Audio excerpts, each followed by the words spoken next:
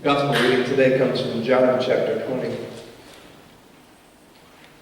Early on the first day of the week, while it was still dark, Mary Magdalene came to the tomb and saw that the stone had been removed from the tomb.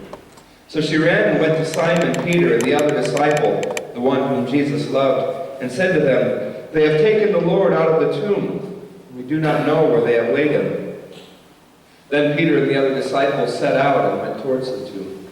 The two were running together, but the other disciple outran Peter and reached the tomb first. He bent down to look in and saw the linen wrappings lying there, but he did not go in. Then Simon Peter came, following him, and went into the tomb. He saw the linen wrappings lying there and the cloth that had been on Jesus' head, not lying with the linen wrappings, but rolled up in a place by itself. Then the other disciple, who reached the tomb first, also went in, and he saw and believed. For as yet they did not understand the scripture that he must rise from the dead. Then the disciples returned to their homes. But Mary stood weeping outside the tomb. As she wept, she bent over to look into the tomb, and she saw two angels in white, sitting where the body of Jesus had been lying, one at the head and the other at the feet. They said to her, "Woman, why are you weeping?" She said to them, "They have taken away my Lord, and I do not know where they have laid him." When she had said this, they turned around and saw Jesus standing there. But she did not know that it was Jesus. And Jesus said to her, "Woman, why are you weeping? For whom are you looking?" Supposing him to be the gardener, she said to him, "Sir, if you've carried him away, tell me where you've laid him, and I will take him away." Jesus said to her, "Mary." She turned and said to him in Hebrew, "Rabboni," which means teacher. Jesus said to her, "Do not hold on to me, because I have not yet ascended to the Father. But go to my brothers and say to them, I am ascending to my Father and your Father, to my God and your God." Mary Magdalene went and announced to the disciples, "I have seen the Lord." And she told them that he had said these things to her. I was recently talking with an acquaintance, and he was telling me about his recent class reunion, high school class reunion, and how he and some other guys were talking, and it was kind of morose, really. It was kind of a solemn event because it was very apparent how many people were missing from the reunion. They say, "Oh, whatever happened to old Tommy or Joey or Bill or John? Oh, he died of an overdose. Oh, he's been gone forever. Nobody's heard from him." Finally, when they got around to Thomas, they said, "Whatever happened to Thomas?" They said, "Oh, man, nobody's heard from him. If anybody crashed and burned, it was Thomas, because he was on the highway to hell if anybody was. He was set for destruction. So we know he can't be around." I mean, Tommy was always showing up high. Tommy was always messed up. Tommy was always down on his luck and scraping the bottom of the barrel. No. Things couldn't have turned out very well for Tommy. Until a few weeks later, he's at a coffee shop, that acquaintance of mine, and he sees this guy who looks kind of familiar, but not really. I mean, the track marks weren't there, and he wasn't wearing a ripped-up t-shirt and ripped-up jeans. He was dressed decently. He was with his wife and two pretty little daughters. He just stood there, and he looked at the guy. He's like, "Oh my God, no way. That cannot be Tommy." So he goes up to the guy and says, "Is your name Tommy?" "Yeah, I'm Thomas. Nice to meet you." "Oh yeah, Aaron, I remember you from high school." He's like, "What happened to you? How'd you get turned around? I mean, we all thought that, you were going to crash and burn. We thought maybe, like the rest of the guys, you were gone." He said, "No, you know what, man? There's something I figured out. All those times I hit my head, all those times I fell flat on my face, all those times when I felt like I couldn't pick myself back up, I was sitting there waiting for the itch to go away. I was waiting for things to look better. And then I could have some hope. And then I could think about quitting. And then I could think about getting some help." He says, "And then one morning, I woke up. When I was on my way to Johnny's funeral." Remember Johnny? "Oh oh yeah, I remember hearing, God, that was so tragic. Yeah, that was rough. And I realized I didn't want to be there.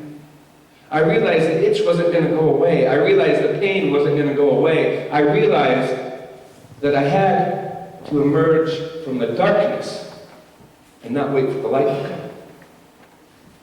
Wow. You're right. I never thought of it that way. Yeah, man. That mindset, it's made all the difference for me. So I dropped the junk, turned my life around. Here I am. My wife, 2 beautiful daughters, and life is good. But all it took was for me to wake up and realize that things weren't going to get better until I made them better. True story.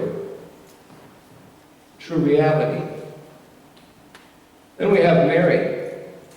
Mary Magdalene, while it was still dark, she goes to the tomb. What was she looking for? We want to think that she had some sort of intuition, some sort of hope that Jesus had been resurrected, that she knew that that stone would be rolled away and that Jesus wouldn't be there. But that's not true. That's not how the story played out, because when she got there to the tomb and she saw that the stone had been rolled away, she freaked out. She ran back to Simon Peter and the other disciple whom Jesus loved, also known as John, of course, because he's the one writing the story. Somebody's taken him away. He's gone. Now, those aren't the words of somebody with hope. Those aren't the words of somebody who sat out in the darkness with the belief that something good had happened. No, Mary was still scared. Mary was very scared. Because when you think about it, it wasn't just that Mary loved Jesus, as did the other disciples. It wasn't just that perhaps she loved him more or in a different way than the other disciples. Okay. But there was something much deeper. This man was supposed to be the hope for an entire nation. This man was supposed to mean the end of oppression. This man was supposed to mean a peaceful way of taking back the way of Jewish living. No more Roman control. No more telling people you have to use Roman coins and then go to the temple and exchange them so you can buy the offerings with the right kind of money. No more setting rules. No more weird politics intermingling with the Sanhedrin. He was supposed to mean freedom. But they killed him. And they put him in a tomb. And they guarded that tomb to make sure that nobody took him away. And so Mary, with this reality still fresh in her mind, goes there while it was still dark. I think she was going just to sit with her broken dreams. Sometimes we do that, don't we? Sometimes it's healthy. Sometimes we need to do that. Sometimes we have to go to that tomb where we buried our broken dreams and sit there and remember where we've put them. Because otherwise we lock them away and we roll the stone over and we're gone and they're forgotten and we forgot that we ever had dreams. And Mary, she may not have been hopeful that Jesus had risen, but at least she remembered that she had dreams. And so she went while it was still dark, when nobody else was supposed to be up, when she could be alone and have some privacy to sit with her broken dreams. And perhaps think, what if? Perhaps just remind herself so that she didn't feel like she was dead spiritually or emotionally. Maybe to remind herself that she was still alive, regardless of what had happened to Jesus. But she gets there, and she's got this mindset that anything good coming out of this was an impossibility. And so when the tomb has been opened, and the stone has been rolled away, and those angels are there saying, "What are you doing here? Why are you weeping? He's not here." She doesn't believe it. She doesn't believe that something good could have come out of this, because her mindset is totally negative. And so when those angels tell her that he's risen, she's still not believing until this guy comes up behind her, and she's like, "Oh, It's the gardener. What'd you do with his body, man? You don't have to trouble yourself. Just tell me where you put him. I'll go find him, and we'll take him away. We'll take him off your hands. She didn't get that Jesus wasn't there. Her broken dreams no longer sat inside that tomb, closed up to rot. Finally, it took a lot of doing, but finally, she figured it out. She figured out that even in the face of death, hope can emerge. She finally realized that even when things are at their worst, while it is still dark and there is no sign of visible light, that there is something good that can emerge. Something can be reborn. Something can be resurrected, and hope still springs eternal. It took her a while, but she figured it out. There's an interesting practice by some people called the Inupiat. They live up in northern Alaska, 600 miles northwest of Anchorage, and only 100 miles from the border of Russia. And they live in this small village. I have to look it up because I always forget what it's called. And I still don't even see where I wrote it down. Shishmarev, something like that. Shishmarev. And they live in this small village of a few hundred people. But they have a very interesting practice.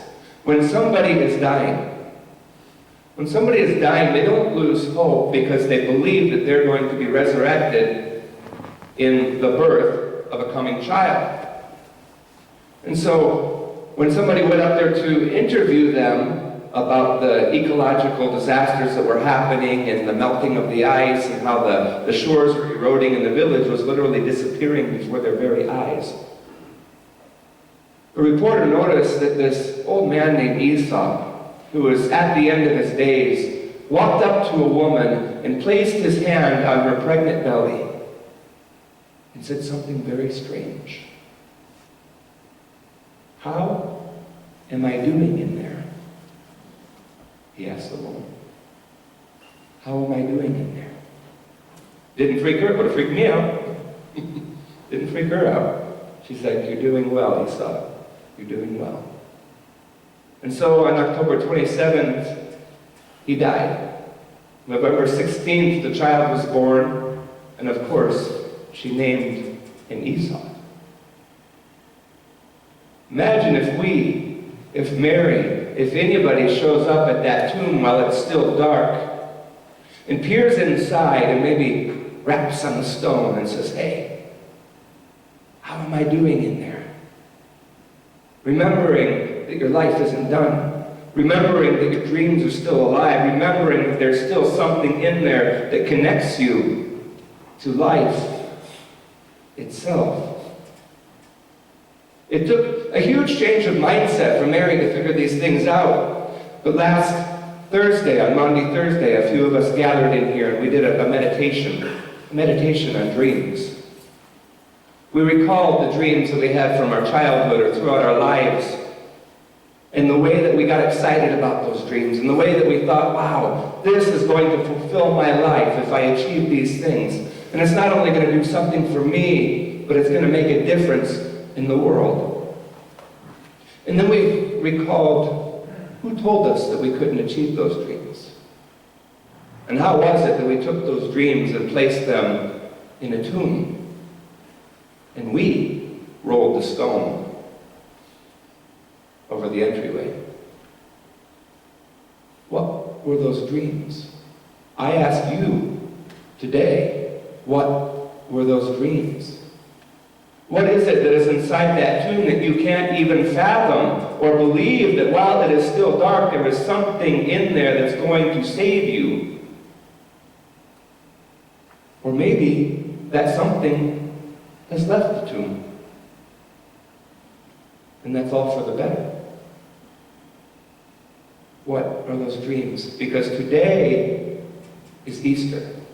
Today we don't recall how we placed those dreams in there. Today we don't recall our complacency or how we wrapped a shroud around us ready to die along with our dreams. Today we roll the stone away and we emerge with Jesus. We emerge with those dreams wrapped around us, with new hope, with new life, with the joy of resurrection, remembering that our dreams are never dead, that hope is never lost, and we don't have to wait for the light to shine to teach us that.